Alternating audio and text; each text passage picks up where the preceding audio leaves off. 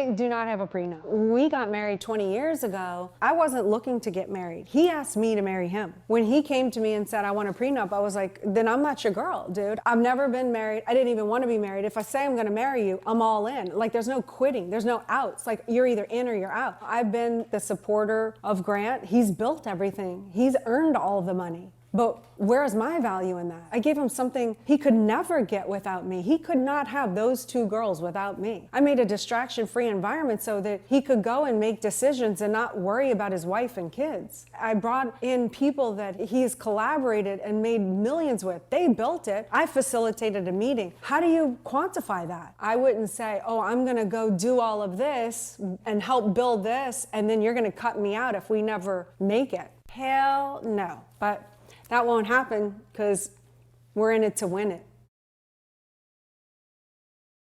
According to the report, prenuptial agreements are no longer only for the extremely wealthy, rather, a growing percentage of couples are using them as a requirement for marriage. Harry Benson, head of research, says this seems to be especially true for high earners and situations in which there may have been significant assets prior to the relationship's beginning. Would you make her sign a prenup? I can't lie to you, when it comes to that prenup stuff and all of that, my finances are going to be secured. No woman has taken 50% of nothing I have. Okay, but what if this woman raises your kids for 18 years, she then has nothing to show because she's raised your kids for 18 years, is she not entitled to anything? She has to sign a prenup.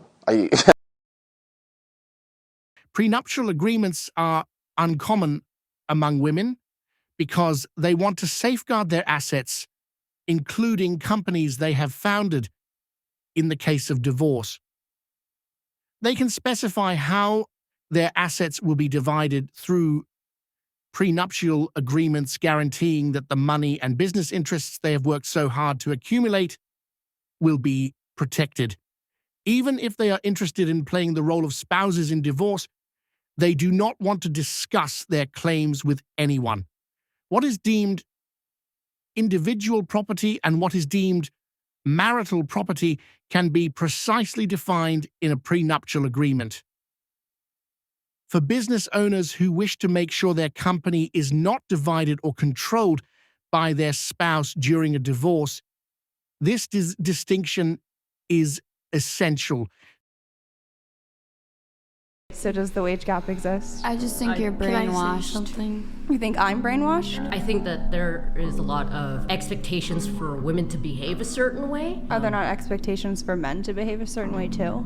Yes, there are. I would almost argue it's easier to start a business in America as a woman. You have preferential treatment when it comes to loans, preferential hiring processes. Literally just because you're a woman, women are the majority of college graduates. Life being a woman, I feel like in some ways kind of life on easy mode if you play into the corporate structure. They literally have empowerment programs that they don't allow men, let alone straight white men in. There's literally a multi-billion-dollar corporate push to empower women. You know, you think I'm brainwashed, you can think that, but you also espouse an ideology that you can't even give me literally one example why you actually believe it, let alone define it, but you just slap that label on because that's what mainstream society's told you to believe. So I think you're actually the one who's brainwashed. I'm brainwashed. Girl, you are so based. Thank you. Talking about financial agreements like prenuptials may be frowned upon or viewed as impolite, depending on cultural backgrounds and society norms. Women could be afraid that friends, family, or even their partner will judge them or misinterpret their intentions. Bringing up the subject of a prenuptial agreement may cause awkward discussions or confrontations. Some women might worry that their partner will become tense if they propose a prenuptial agreement. Women tend to think that their marriage is impervious to the problems that cause other people to file for divorce. Underestimating the possible financial implications of divorce might result from this optimism bias, particularly when a business is involved. The reason being is because the really emotionally connected woman who's super loyal and super loving, she can't be with a man who's super busy. She can't do it. She's too anxious. She misses him too much. She needs him home all the time. She needs predictability. She needs stability. She wants a home. She wants you to help her put the kids to bed at night. Whereas the woman that's like, yeah, you can go on business trips for a couple of months. Yeah, I'll see you when I see you. She tends to be a bit more emotionally detached. So what happens is that man ends up not having his emotional needs met at work, and sometimes they can be missed at home as well. Women might experience pressure to comply with their partner's desires or social standards that discourage prenuptial agreements. This can be especially difficult if there are power dynamics in the relationship or disparities in financial understanding. Rich women may be concerned that a prenuptial agreement might unfairly hurt their spouse, particularly if there is a large income gap. Sometimes the need for financial security might take a backseat to this concern for justice. However, they oppose having a prenuptial agreement. Going into the relationship with an expiration date. You're thinking, I'm gonna break up with you. Ladies, your strongest weapon is your intuition. If somebody's handing you a contract on day one saying, if it don't work, your ass is out the door, your ass needs to be out the door on day one! So a bit of context here.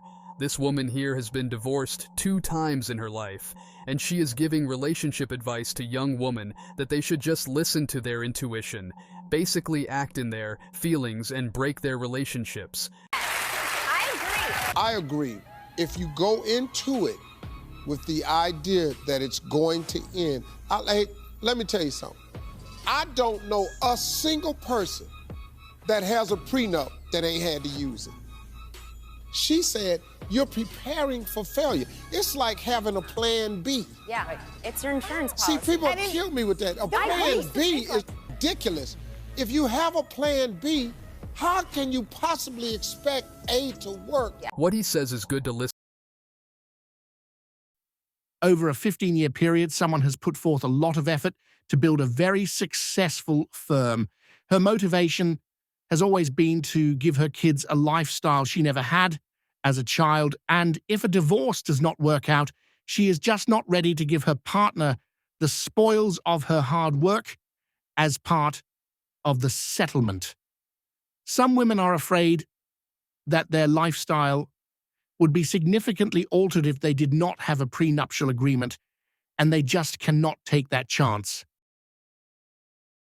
Here's the #1 test that women will oftentimes use to try to get a read on your interest level. Let me explain. What she will offer to do is set up a counter date. So here's what it actually looks like. If you send a text message that says, hey, let's meet up and let's go grab dinner Friday night, oftentimes, even if the woman is not busy and she's free that night, what she's going to do is she will text you back and she'll say, oh, I'm busy that night. How about Saturday? Okay, as soon as you agree to plan Saturday, now what it looks like is it looks like you had nothing going on Friday night because that's the night that you offered to see her. So now what happens is it looks like you had nothing going on Friday night because that's the night that you wanted to grab dinner. But then on top of that, if you agree to Saturday, now it looks like you have nothing going on the whole weekend. As soon as you agree to those Saturday plans, you've revealed your entire interest level and you've also shown that you have no options. At all times, what you have to do is appear pre-selected, so that way it appears like you are coming from a state of abundance, and if you do that, her emotions will work in your favor. Prenuptial agreements are sometimes associated with suspicion and cynicism, depicting couples as getting ready to dissolve their union before it has ever started. But this view ignores the complex and practical factors that encourage people, especially those with significant wealth or resources, to think about these kinds of arrangements.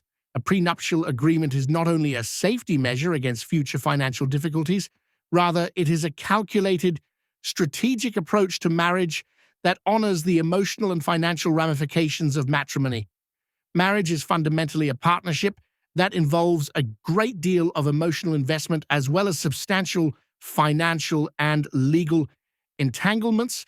Those who have become wealthy, whether from business ventures, inheritance, or hard work, choose to seek a prenuptial agreement in order to protect their financial security without jeopardizing the love and collaborative elements of their relationship. This dual focus recognizes that although commitment and love are the cornerstones of a successful marriage, money problems may also be a significant cause of tension and, in certain situations, even lead to the breakdown of a union.